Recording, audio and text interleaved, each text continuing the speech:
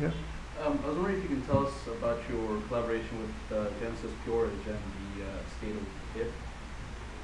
There really is no collaboration. We tried to do something back 8 years ago or so, and then I couldn't make it over to New York to do the work, so it just didn't happen.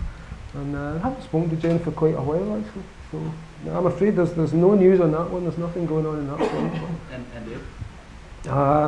It's turned into something else.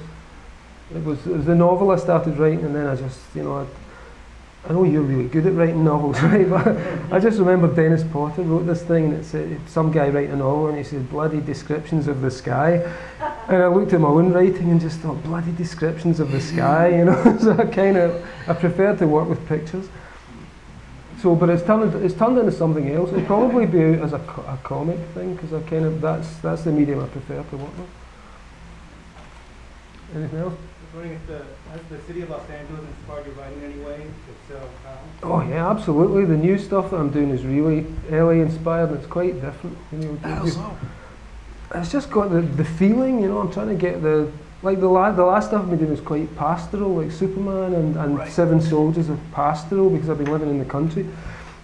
So there's that folktale element, there's that kind of there's a slowness to it, there's a kind of deliberateness to it, but the Los Angeles stuff, it's just, it's pretty cool party stuff. It's about just people and meeting people again and hanging out and buzzing around in cars, which I don't do much. So it's got that atmosphere, and it's not about LA, most of it, but it's driven by the rhythms of LA. You find altered states of various kinds important to the writing process, whether achieved through magic or porridge or...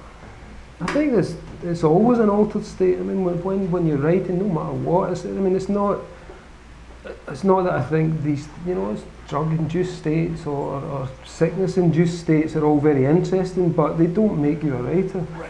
What they can do is maybe bring out aspects or angles of the writing that you didn't know, or amplify certain traits, or make you think you're better than you are when you go back and read it, and it's like, Sherlock Holmes on a binge, and it's like, so yeah, all these things play a role, but just nothing, I don't know how to describe that moment of absorption in the work, it's so, things catch fire, the story starts to flow, Yes. you lose control, all you do is, channel. yeah, it's almost as if the words appear on the page before your hands write them. Yeah, it's a horrible cliche, but that thing of the stuff taking charge is kind of magical.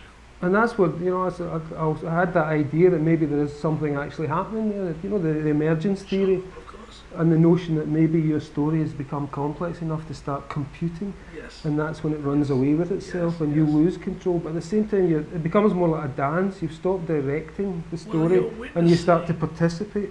Yeah, but there's also another sense in which I think I become a journalist. Yeah. I become somebody who's simply describing what I'm seeing in my mind's eye. Mhm.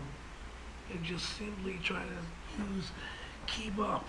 Yeah. Trying to keep up. And that's, I hear the characters, and you're trying to Yeah. hold on to the dial. Robin, slow down, It's like, Well, yeah. I mean, if I am dancing, I'm a bad partner. Because I'm not dancing fast enough. yeah, well, some of them can be tricky. Fucking tango. The scorpions, the six-legged ones, the hardest to dance with.